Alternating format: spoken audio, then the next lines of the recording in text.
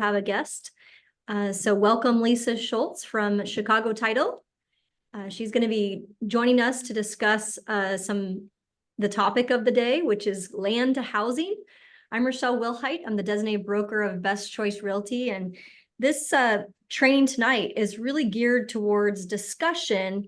And it is like a 3-part series that we're going to do, all about land, turning land into housing. I think that's a big topic right now.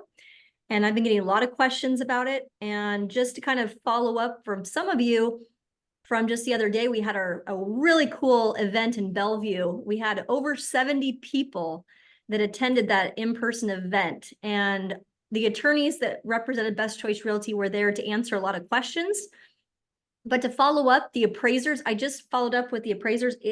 There's only like 300 commercial appraisers in the state of Washington.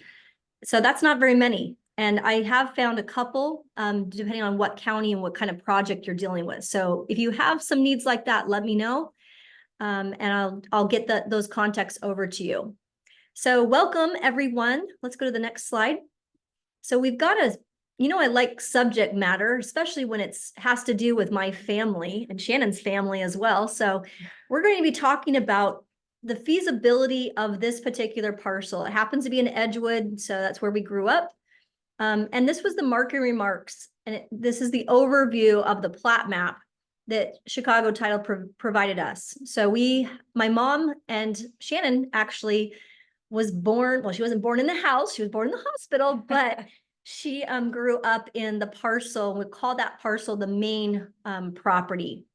And just recently, in the last year, my mom went ahead and purchased the front property. I'll refer to that as the front property. And so she now owns, or the living trust owns, 2 parcels, and it's right here on the screen. But before she picked it up, the second parcel, which I call the front parcel, this was the marketing remarks. And I would be very careful if you see a listing agent that lists like this.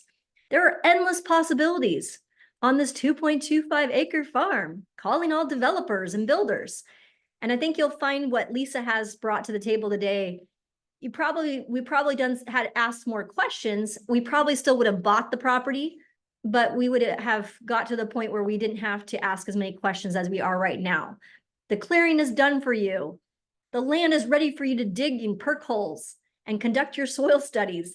So I think it's kind of interesting that this agent's putting herself out there in the market remarks, and definitely had builders that were interested in the place, but we had to determine whether it was feasible before we offered. My mom's goal was there was an easement on the property, and she did not want a builder to build on the neighboring property. So we went ahead and picked it up, and it was at the time where we were trying to actually provide an investment and restructure our living trust as well. And so it was perfect timing for us to go ahead and pick up the property and put a renter in that front property. So currently there is a renter in that house. Let's go to the next slide so you can see the house a little bit more. So my mom's standing, there's my mom. Well, Shannon's mom too. She kind of looks like us, I guess, short hair. That's what we look like if we had short hair, Shannon. Yeah, scary thought. Anyway, she's standing in front of the front property that she purchased. She's got her pen in hand. She's a detailed analytic, if I will call it, but she's a feisty one at that. And she's on the right-hand side, you can see a good snapshot. We are giving credit to our good friends over there at Coldwell Banker for the photo, but you can see the property that she owns, and then the riding arena. And if the for sale sign went up right there on the corner, right in the middle of the picture on the bottom, put your little marker there. So there was a for sale sign that went up right there in the bottom in front of the riding arena. And she was like, I don't want somebody driving down my road and building all of these houses that is on that riding arena. And she owns the red barn, and she owned the blue. That's where Shannon grew up. It's about 4, Lisa, you remember, it was like 4.5 acres. I can't remember exactly. No, she's got to unmute there. Yeah, how much acreage was the front parcel? Front parcel is like I wrote it all down. It's 2 acres, 2.28 on the front parcel, and then on the back, 2.25 on the front, right where the rental is, and then 3.28 on the back. So 3.34 on the Okay. So yeah, We're- so now they've got a nice big parcel, but mom is, we've got see that road? That's like an easement that's kind of, and that easement is controlled by the front parcel. So mom's like concerned, she wants to basically have she has some options, and we need to kind of just go through those. Let's go to the next slide. So her idea, and she's got her pen in hand, is she either wants to flip and sell both properties, one or both. She travels a lot. So my mom is now in retirement. So she's on she gets her Social Security, and that's mom. She's not working. She actually did work in the school district, and she decided when she got married that she was going to go ahead and travel and live in Arizona. Some of those places sound very, very nice. But she could either flip and sell. Number one, she could do a lot line adjustment. She could plat and build on both properties. She could do a variance. She could keep all as investments for the trust. Shannon, I like that idea, right? Let's keep it. Let's keep all the investments of the trust, or we can leave it alone until it becomes the problem of the estate. So we kind of listed out some options for her. And so the next slide, we want to kind of talk about who do you want to work with when you have a project like this type of, acreage. Do we turn it into housing? Let's go to the next slide. You definitely want to involve or engage with the attorney, with a CPA. We definitely had to do the lender and the CPA when we purchased the property. But now that we've got the property and we want to develop it potentially or sell it, we certainly want to talk with a title company. So Lisa Schultz is great. There's also a lot of other people that I'm sure Lisa could connect you with. Surveyor, we've actually had a surveyor come out to the property, and we've talked to the city, at least on the phone. We haven't done the full, sit down with the city or the county planning department. And you definitely want to look into the utilities. So those are some of the vendors that you're going to want to engage with if you're talking with a client about, do we turn this into housing or do we keep it? Some of the things that we're considering as we're looking at this for our mom. So I'm gonna turn it over to Lisa. So I told you we're gonna go right into it. So I don't even know what Lisa's gonna suggest from the title, but she went ahead, I had to call I asked for the Cody, right? And I called them and sent an email request of the 2 tax parcel numbers. And then Lisa had to go and order something. Can you explain what we need to get for something like this, Lisa? Sure. So what you want to do, you guys, first of all, thanks for letting me jump on.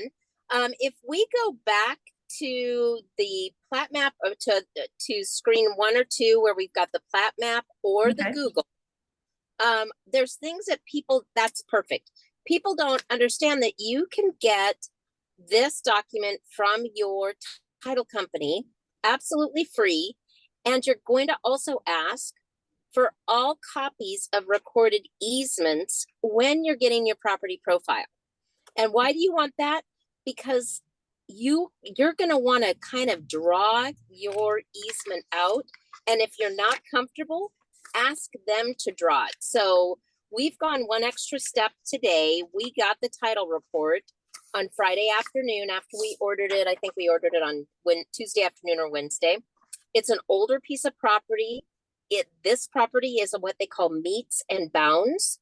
So it does take a little bit of time. You're having to deal with it, and it's called an old government lot. Come to my title class to learn that. But what that means is they are really having to dig in. It's not your typical lot block. So with that said, you're going to look at that map and you're going to ask your title company, hey, do you mind drawing out easements, utility easements as well? And they should do that at no charge to you. Then the next thing that you'll do is you're also going to ask them for wetland and floodplain delineation. And we've already done that on this property. There's no cost on that. But if there was any sort of wetland in there, you would see some shades as to where the wetland was designated on those properties, because those are very difficult to build on. The good news is these properties don't have floodplain and they don't have any sort of wetland. So my mom was impressed with that too, Lisa. I sent her look at this wetland. We should have done that when we bought it. But she didn't care, at that point, she just wanted to protect her investment and her primary residence. So But yeah, I mean, if we're starting to look at like, do we develop, do we make some decisions? You definitely have to have that wetland figured out, or know about the flood and all that kind of stuff, because it impedes your progress when you start getting into the nitty gritty. So that's great. Yeah. And the note is on the property research. Sorry about that. Go ahead. No, it's okay. So you've got the four bullets easements. So Yep. if I'm not very good at looking at easements, do you just is there like a builder department, or where do I go? I know the answer to this, but Yeah, it depends on the title company. So we will, if the easement's pretty self-explanatory, we will draw it out in our property research department.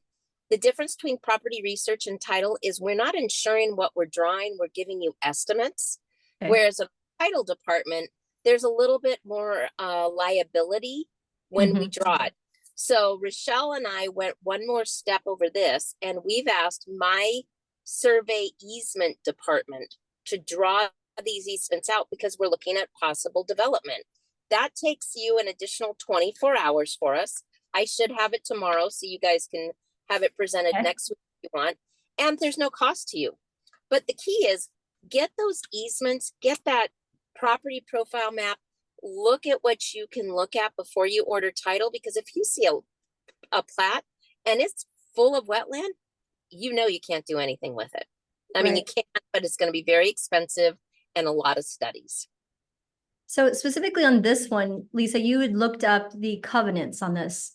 So what did you find with the covenants on this particular property? Okay, so what we did was we ordered a preliminary title, ordered it on a rush, got it on Friday. And what we found really interesting is back in 1969, this area, it's called the North Hill Edgewood area, and it had a covenant. Now, the covenant's recording number is 89022700357. Most people, you guys, and this is where this endless possibilities comes in. This is in your title report. It's also on the deed. But if you don't have this document and read the document, you're going to miss it. So this document had all of the people who currently lived in the North Hill area, and they decided to build a covenant that those properties in that area could not be any smaller than a minimum half-acre, but preferably 1 acre lots. So your endless possibilities on that rental piece on 2.2 acres just went from many houses to two, without going through variances and a lot of public notice. So as of right now, if I wanted to build a house on that property and I read that title report, I would say, okay, I can have 2 houses on there. Now, Rachelle also gave us some background information. Yep. So, Septic. Yep, septic. So we did look at that because we had to have the septic pumped. We already were involved in that.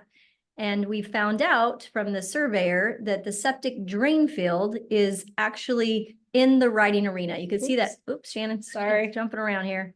There he goes. In that little green area right there is where the septic drain field is located. So if you were going to put a house, which my mom was very concerned about, they would not be able to because the drain field is right there. They'd have to disconnect, decommission the septic system, which a builder may do is if the property values start to go up. They may spend the money and decommission the septic and just plat that whole sucker out. But to be able to just only build one house, that's not best use of that property. Most likely that's just going to sit with just that one house, at least for now, unless a variance was done.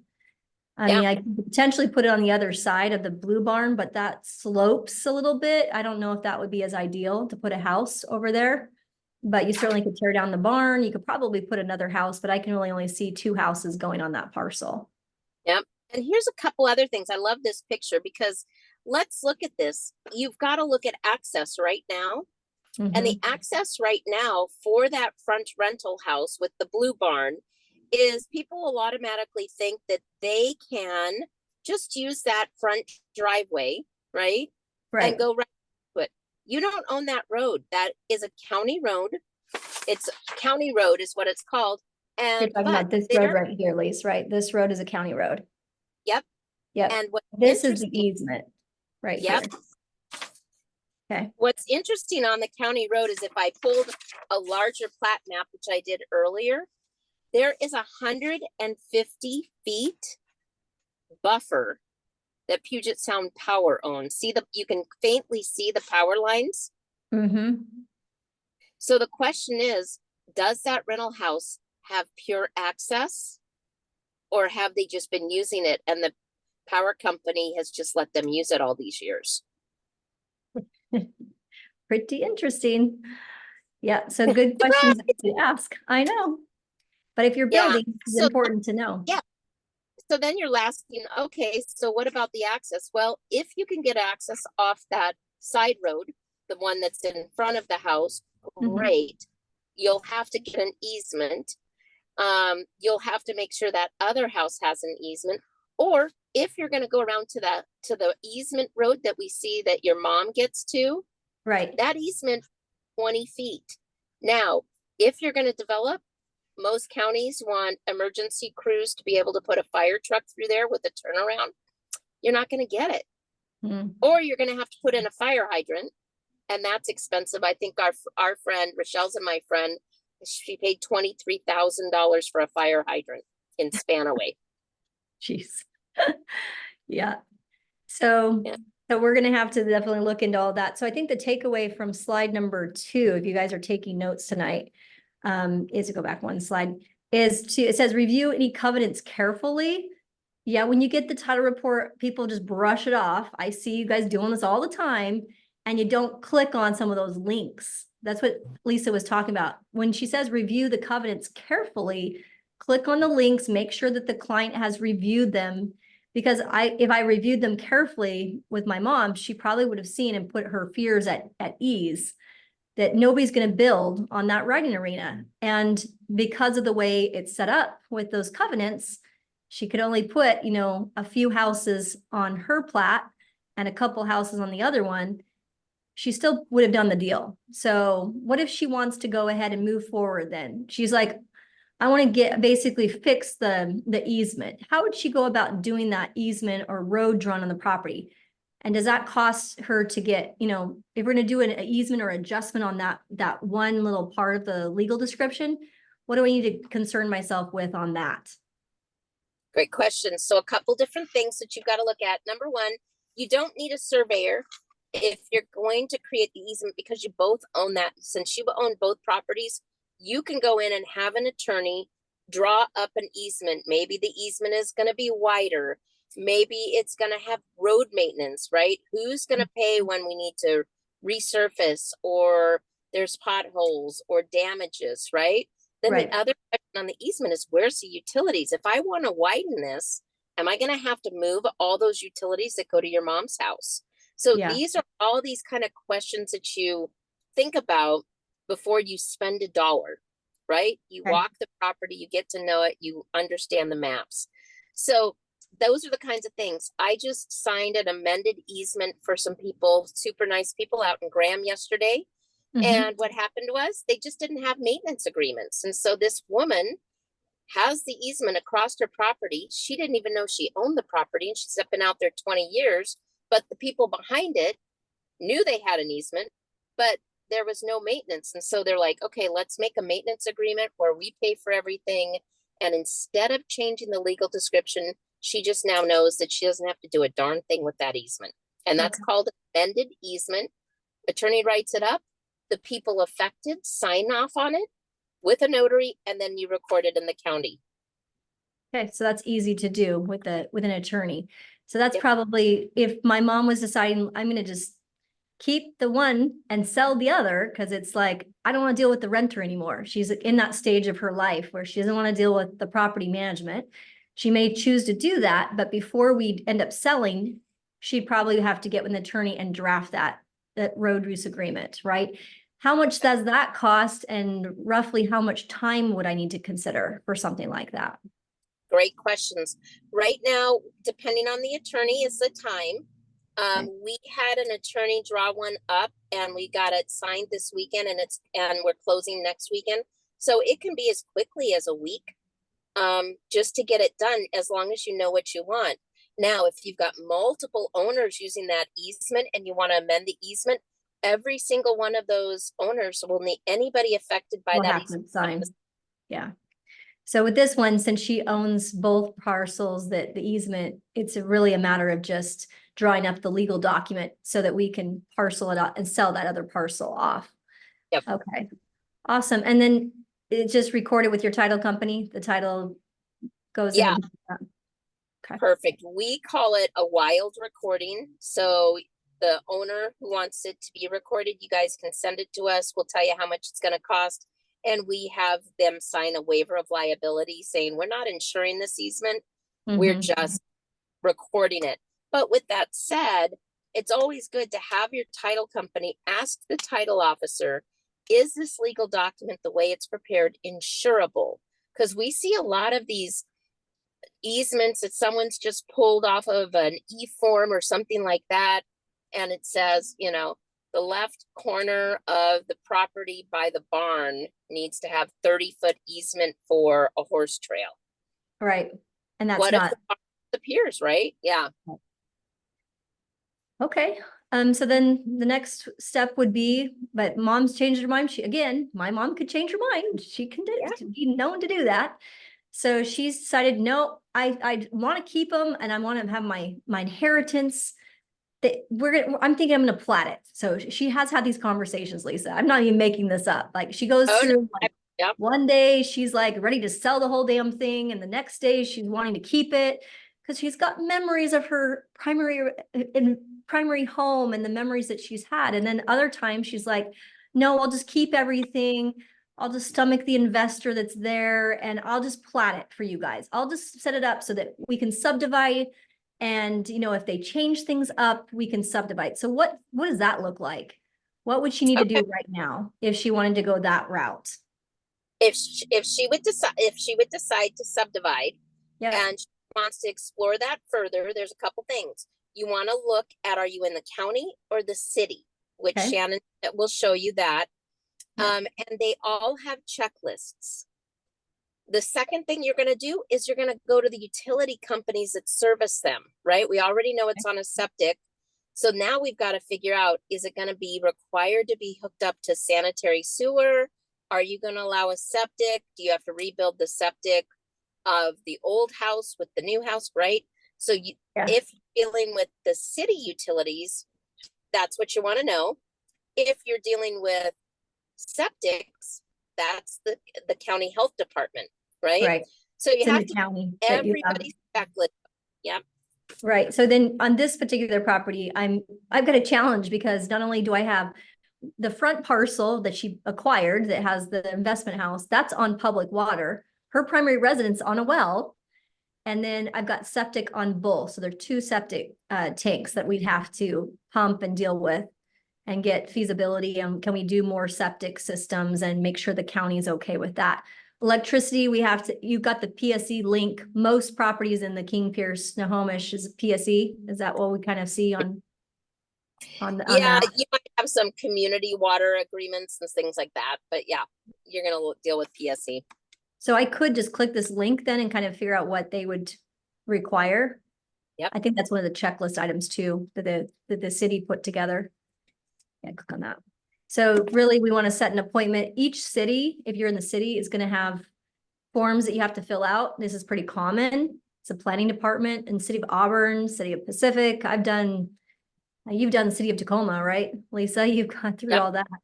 What does that look like? I mean, you're having to basically run point on collecting a bunch of stuff. You're like on a scavenger hunt. Is that the best way to describe the process?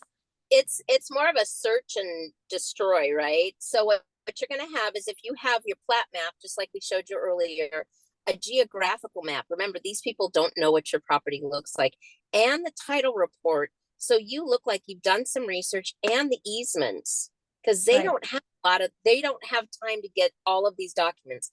Have it with you.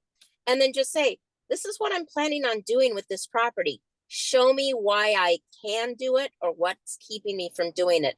And they will go through all of their regs and tell you what you need to do to overcome a regulation, or they're going to say that fits.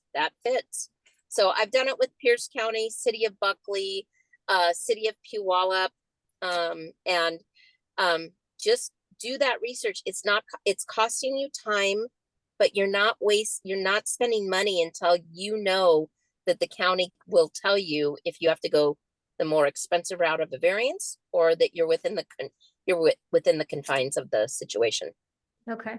Yeah, so in this, if you are ever dealing with City of Edgewood, I called them to figure out like what a link exactly do I want if I'm in a short plat. And she said you could go through and fill this all in and they'll get through the stage. But if you're really wanting to sit down with a planner to like go over the fire hydrants and to talk with the police, the fire, all of the stuff, the schools, the whole thing, the impact fees that they would be doing, that cost them time, and they'll have all those people involved in the meeting with me. And we can do it on Zoom because of course I had to ask mom. Mom wants to be on Zoom to be part of this whole thing.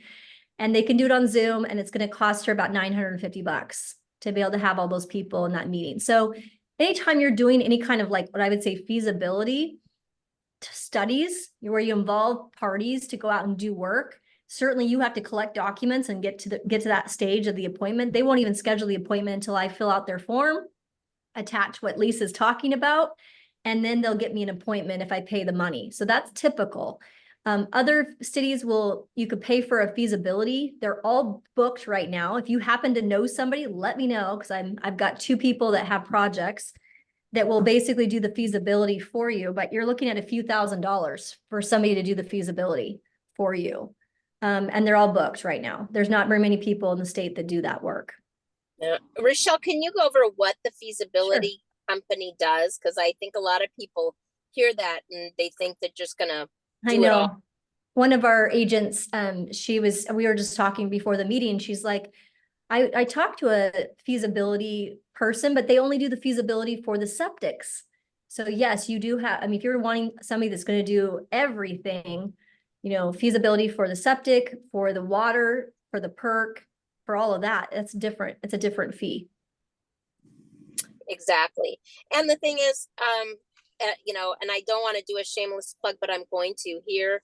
Chicago Title has an amazing builder service division. We are the #1 place for infill lots in King County. When you've got infill builders trying to subdivide, short plat, we've got 62% of the marketplace. And then our builder division has 52% of the marketplace in transactions in Pierce, King, Snow, and Thurston.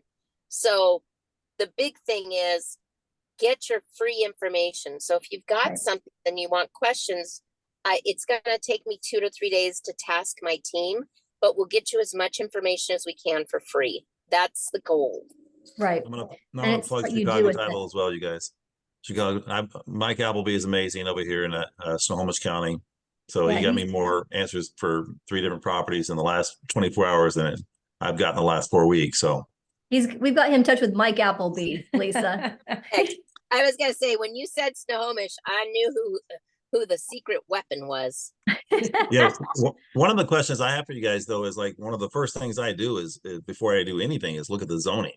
I mean, before I look at covenants or anything else, if the zoning isn't applicable to develop, then you're done. Unless it's changing, unless it's in the master plan and you know something that others don't, and you can buy it up before that change. But am I wrong there to start with the zoning? No, you're absolutely right with your zoning, and that's coming off of your property profile. Mm-hmm. But if you, the majority of people don't understand what that zoning code means. Okay. So make sure that we can help you with that by giving you links to what that zoning is. So you're 100% right on that. Shannon, you're so quick. On the zoning code, and then just know the zoning code and then the covenants. And so these interesting covenants from 1969 really restricted these properties. Absolutely. Well, and then the septics as well, because septics, unless you have a easy access direct sewer, that's going to limit your ability to build. Right. Yeah, but the good news with the zoning is you can get some ADUs on here without a problem, except for the septic. And the hookup. Yep, water hookups. So she may be better just to sell off the parcel. It'd be interesting to see what next week comes up with, what she decides to do. Let's go back to the county line. Let's see, easements. So I want to make sure that we understand the easements here. So The plat map shows the property on the 20-foot easements, so we have to deal with utilities and easements. And then how much are we talking about to install, to install utilities? I get that question asked a lot, Lisa. I mean, to connect to the sewer, to connect to the septic, do you kind of have some ballparks we can work with? Yeah, it depends on what county you're in.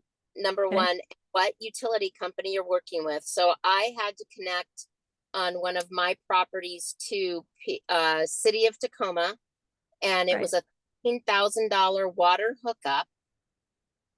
And then it was a $7,000 wastewater hookup. So you've got your main line, water Right. coming, water going out.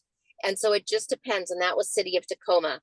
I've seen some hookups as expensive in like the Buckley area because it's the distance you have to go, and you might need Right. what they call a pump station, up to $23,000 to get a hookup. So that's, you've just got to figure out that budget. And then septics, hookups, that's, you have to have a septic designer. And then you have to have an installer. So it's kind of like you're working with two different companies at times. So that takes some time as well to get those bids. So if you're trying to, find land that's raw, you got all these other considerations when it comes to easements and utilities and, just the roads, the access to get to some of these parcels, it becomes challenging. So be sure you're looking at all of those things with your title company. There was a Yeah. couple questions that came in. Oh, I sure. think we covered most of it, right, Lisa? That we wanted to talk about today? I think so. You might want to show them the Pierce County checklist. Oh, okay, That's sure. Let's go. And then King County has their own checklist. So this is a step-by-step. It's going to tell you if you need certain reviews, this is what they're going to require before you submit to the reviews. If you're missing any of it, in Pierce County, because they're a little backlogged, expect them to take 2 to 3 weeks to review it.